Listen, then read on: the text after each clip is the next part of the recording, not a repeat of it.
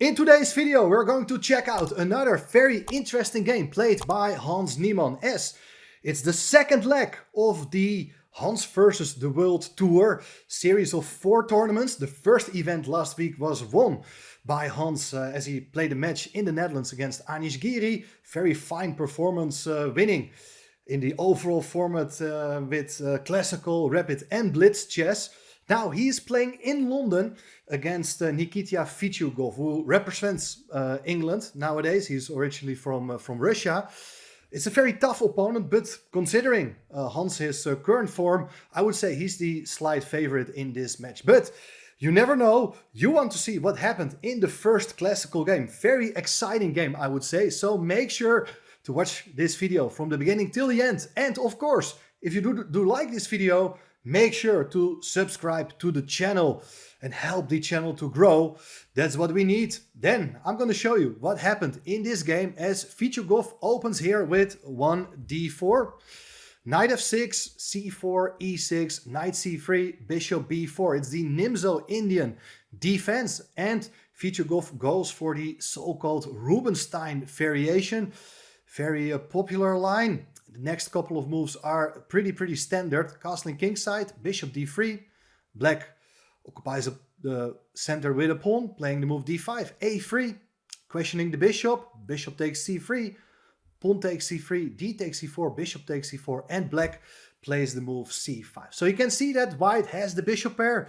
White even does have an extra pawn in the center, but it should be said that black's position doesn't contain any weaknesses, and one of the problems usually for white in this Rubinstein variation is this bishop on c1. It's at this point hindered by all these pawns being placed on a dark square. But the center is flexible, so a lot of things can still happen. White played here the move knight f3, queen c7, eyeing the bishop on c4 indirectly, so the bishop goes back to e2. Black goes for the move b6, so that after bishop b2 the bishop comes to b7. All very standard, still castling kingside. And here black has different ways of playing. Like normally you put a knight on d7 or something like rook d8, and it's like a very interesting battle of bishop pair versus black's pieces trying to exert a bit of pressure against white's pawn center. But now white gets very interesting choice. After the move knight c6, white decides here to take with the pawn on c5. And now black also can just recapture, which is what Hans played. But apparently, according to the machine, a move like knight a5 is actually pretty interesting. It's a typical pawn sacrifice. You may not be familiar with it, but for instance, if you're playing the Grunfeld yourself with black, it's a very standard sacrifice, because these two pawns, they are usually not too great. The idea is to take back with a queen. And if you take with a pawn, you can take with a queen, and you do get very nice piece play. And that pawn is not going to be dangerous at all. So that is something worth considering. And next time, Hans had a completely different idea, as he goes for pawn takes c5. Now white played the move c4. So here you see the diagonal for the bishop is wonderful. It's hoping to strike on the king side at some point, but therefore black closes the diagonal by placing the pawn on e5, which is well supported by the knight and the queen. Queen c2, rook f e8, supporting the pawn on e5 one more time. And now rook f d1. Black puts the knight on a5. Now you're thinking, why to put that knight there?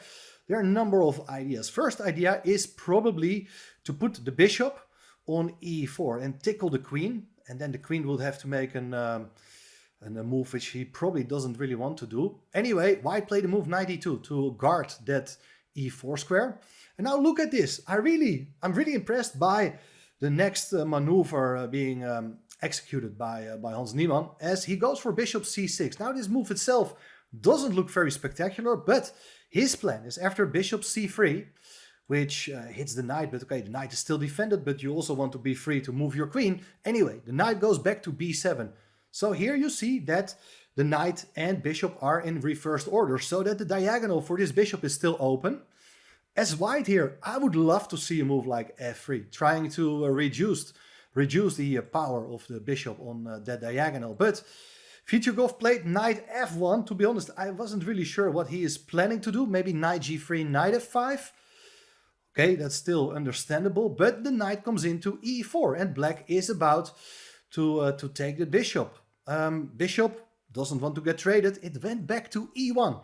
Interesting maneuver, but now black is grabbing space in the center. With the move f5, looks very nice. These two pawns next to each other, and after the move f3, attacking the knight goes back to d6. And look at these pieces, they're actually pretty nicely placed. And still, white is struggling to come up with a plan how to activate his own minor pieces. And still, the position is pretty balanced, I would say. There's a lot to play for. Yeah, it's still kind of hard to improve these pieces. Well, first knight g3 to attack the pawn on f5. And black played queen f7. Interesting move to protect the pawn. Also keep an eye on that pawn on c4. And here, I believe this is interesting moment. What is white gonna do? You gotta reckon with ideas like f4 or maybe e4.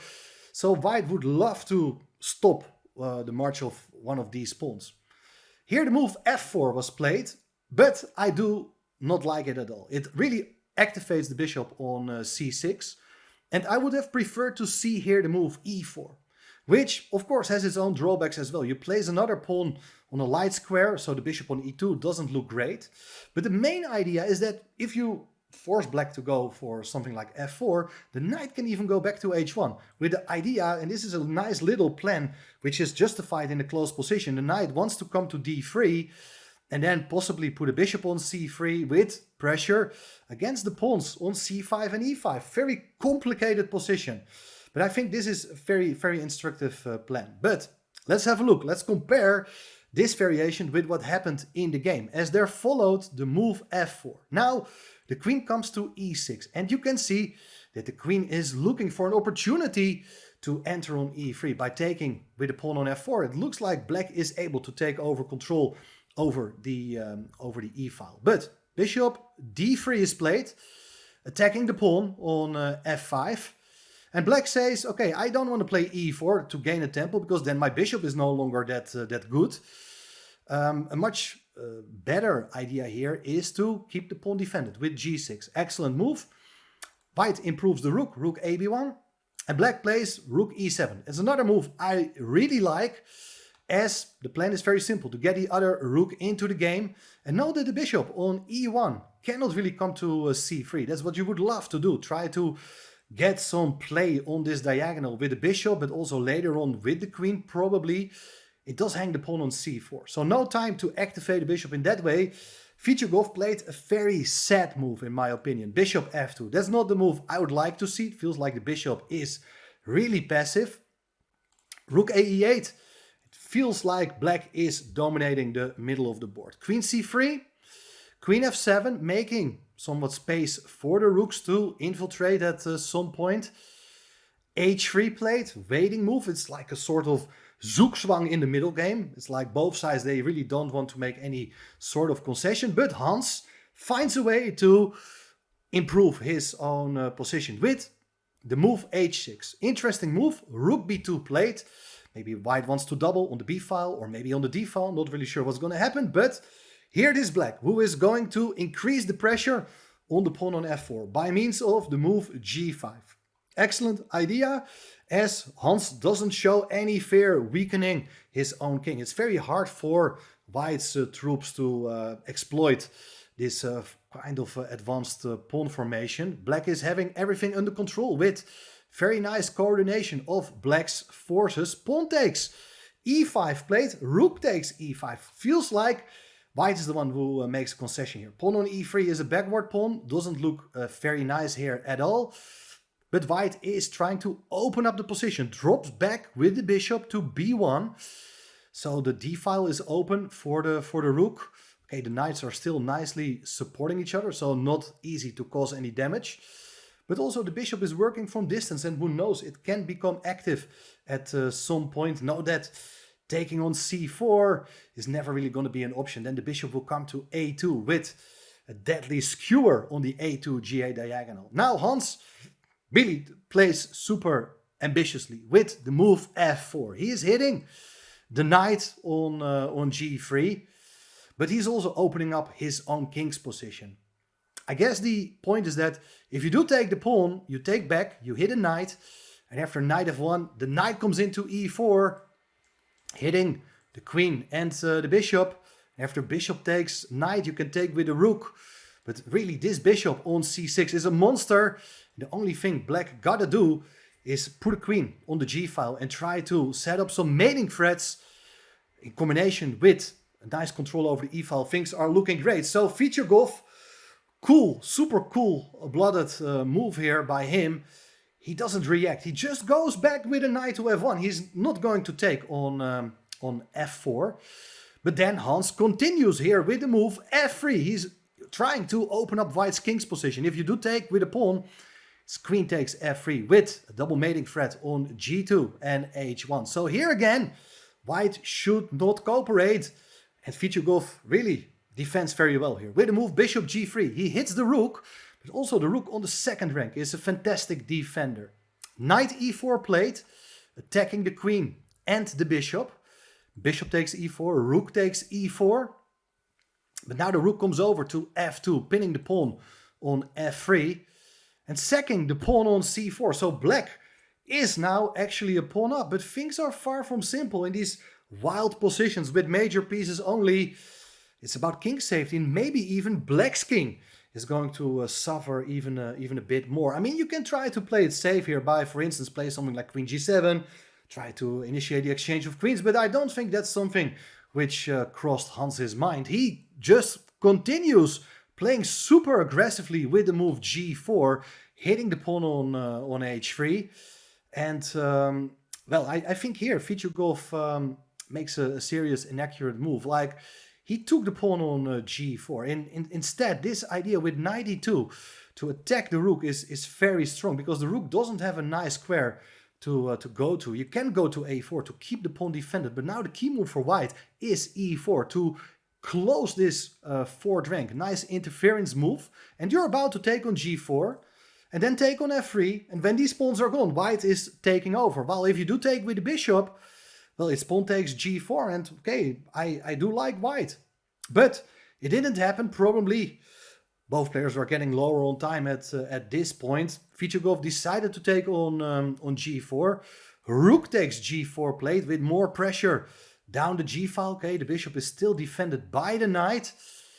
Incredibly sharp position. But here again, the next move by Vitiugov, it's weakening his king's position. He decides here to take with the pawn on f3, hitting the rook.